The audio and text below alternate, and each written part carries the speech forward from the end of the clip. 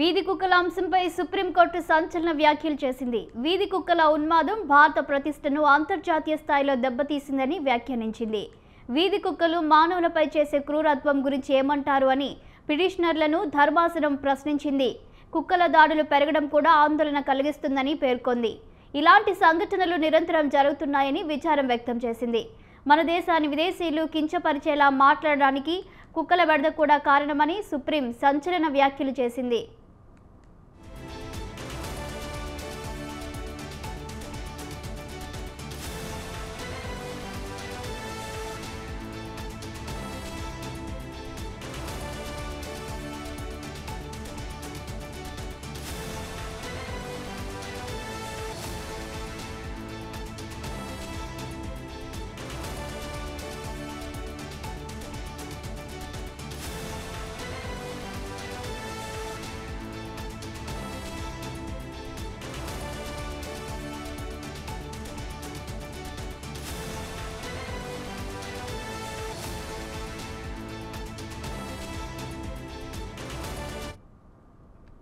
Supreme నియమాలను అమలు చేసే చర్యలపై అఫిడవిట్లు సమర్పించని రాష్ట్రాల సీఎస్లకు సుప్రీంకోర్టు సమన్లు జారీ చేస్తున్నట్లు జస్టిస్ విక్రమ్నాథ్ తెలిపారు.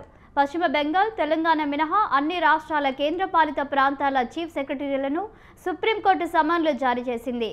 కేంద్రపాలిత ప్రాంతాలు తమ ఆదేశాల అమలు వివరాలను అఫిడవిట్ రూపంలో సమర్పించాలని ఆదేశించారు. తదుపరి విచారణను వచ్చే సోమవారానికి జస్టిస్ విక్రమ్నాథ్ వాయిదా వేశారు. అలాగే అఫిడవిట్లను ఎందుకు సమర్పించలేదో వివరణ ఇవ్వాలని సీఎస్లను సుప్రీం ధర్మాసనం ఆదేశించింది.